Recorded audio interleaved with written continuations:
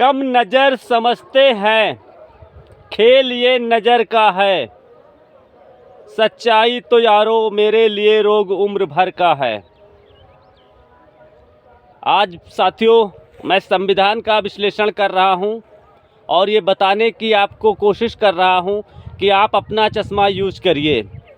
अगर अंबेडकर साहब के चश्मे से आप देखोगे तो आपको संविधान में अच्छाई अच्छाई नज़र आएगी, लेकिन अगर आपने अपना चश्मा निकाल लिया तब आपको सच्चाई नज़र आने लग जाएगी। और आज मैं सच्चाई बताने जा रहा हूं कि वास्तविक सच्चाई है क्या। भारत का संविधान जहां से शुरुआत होता है तो वो कहता है सभी व्यक्ति एक समान हैं, सबको आर्थिक समानता की आज़ादी है, कोई भी व्यक्ति कहीं भी आगे जा कर के बस सकता है, क्षेत्रवाद पूरे देश में नहीं चलेगा, कहीं भी किसी भी जगह आने जाने से किसी को कोई रोक नहीं सकता। कुछ इस तरीके से संविधान ने अपनी अवधारणा बना रखी है। अच्छा, अब इसकी हकीकत और सच्चाई से अवगत करा देते हैं कि इसमें सच्चाई है क्या। पहली सच्चाई आप देखिए कि जिसने कहा कि सभी नागरिक एक समान हैं, ये बिल्कुल झूठ है। बिल्कुल इसमें कहीं एक पैसे की रत्ती भर की भी सच्चाई नहीं है, क्योंकि भारत में दलितों का अलग कैडर है, अनुसूचित जनजातियों का अलग कैडर है, पिछड़ी जातियों का अलग कैडर है और जनरल का अलग है। बिल्कुल अलग है। इसमें कहीं कोई दो राय नहीं है। तो मतलब समानता भारत में नहीं है, एकदम उसमें कोई दो राय नहीं है। अच्छा, अब ये जो कहता है क्षेत्रवाद नहीं चलेगा, कहीं का भी नागरिक कहीं भी आकर के रह सकता है, ये बात भी बिल्कुल झूठ है।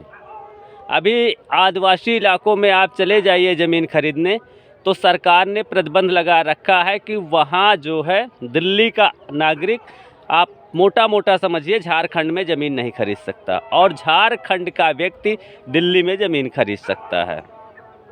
तो अलगाववाद और क्षेत्रवाद किसने पैदा किया? संविधान ने। अब एक और कानून है भारत में, जहां पूरे भारत में ये चलता है लगभग अनुसूचित जातियों की ज़मीनें जो है पिछड़ी जात का व्यक्ति और जनरल जाति का व्यक्ति नहीं खरीद सकता, जबकि अनुसूचित जात का व्यक्ति चाहे तो वो पिछड़ी जात की भी ज़मीन खरीद सकता है और जनरल कास्ट की भी ज़मीन वो खरीद सकता है। ये है संविधान भारत का। आप अगर अपनी नज़र से देखोगे तो देखिए कि हाँ, ये कानून क्या कह रहा है और संविधान क्या कह रहा है। फलाना फलाना धमाका, एकदम स्पष्ट समझिए। भेदभाव कौन पैदा कर रहा है? संविधान पैदा कर रहा है एक तरफ। और ये कहता है कि कोई भी कार्य छोटा बड़ा नहीं होता। ये संवैधानिक दृष्टि से और किताबों में पढ़ाया जाने वाला वाक्य है। फिर भी आप खुद देखिए कि जिला अधिकारी का वेतन और ग्रुप डी के कर्मचारियों का वेतन अलग है। मतलब आज तक कौन सी समानता की बात कर रहा है, कौन सी की नहीं। अब इसने दुनिया की बातें बता दी कि वो ज़्यादा पढ़ा लिखा है वगैरह वगैरह, जबकि पढ़े लिखे की आवश्यकता ही नहीं है एक जिलाधिकारी को, कि उसको एक हाई फाई क्वालिफ़िकेशन की आवश्यकता है। इसकी आवश्यकता ही नहीं, ये संविधान ने पैदा की, ये अंग्रेज़ों के संविधान ने इसको पैदा किया और उसी अंग्रेज़ों के संविधान को आज हम चला रहे हैं। हर जगह भेदभाव है। अभी भारत में एक कानून है कि गैर इरादतन हत्या का, अगर आप किसी के द्वारा, आपके द्वारा किसी व्यक्ति की हत्या हो जाती है लेकिन आपका इरादा नहीं था, तो आपके ऊपर गैर इरादतन हत्या का मुकदमा चलेगा। लेकिन ये प्रधानमंत्री, राष्ट्रपति, विधायक, सांसदों के लिए ऐसा कानून नहीं है। अभी मोदी जी के वजह से आपने देखा लॉकडाउन में लाखों व्यक्ति मर गए उनके कारण।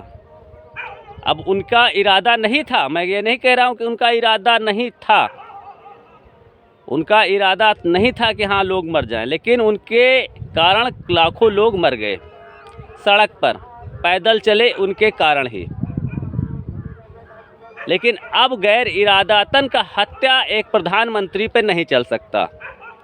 एक बात और स्पष्ट कर दें, अगर कोई नागरिक किसी नेता को मारता है तो उसके ऊपर देशद्रोह और 302 लगेगा, लेकिन अगर कोई नेता किसी नागरिक को मारता है तो सिर्फ उसके ऊपर 302 लगेगा, राष्ट्रद्रोह का मुकदमा उसके ऊपर नहीं पंजीकृत होगा।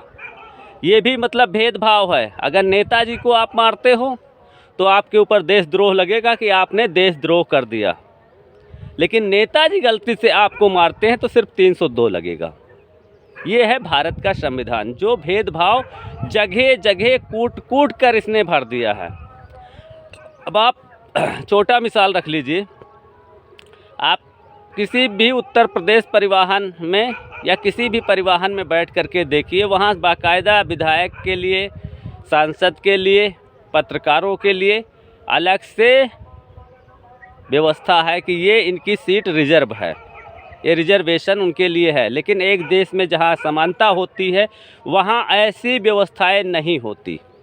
अगर किसी भी मुल्क में समानता है तो जो पहले बस में चढ़ेगा वो सीट पाएगा, जो बाद में आएगा वो खड़ा रह जाएगा। नागरिक अगर बाद में आता है तो नागरिक खड़ा रहेगा, विधायक जी अगर बाद में आते हैं तो विधायक जी खड़े रहेंगे, पत्रकार बाद में आता है तो पत्रकार खड़े रहेंगे। ये एक समानता अगर किसी मुल्क में है तो ऐसी चीज़ें वहाँ देखने को मिलेंगी।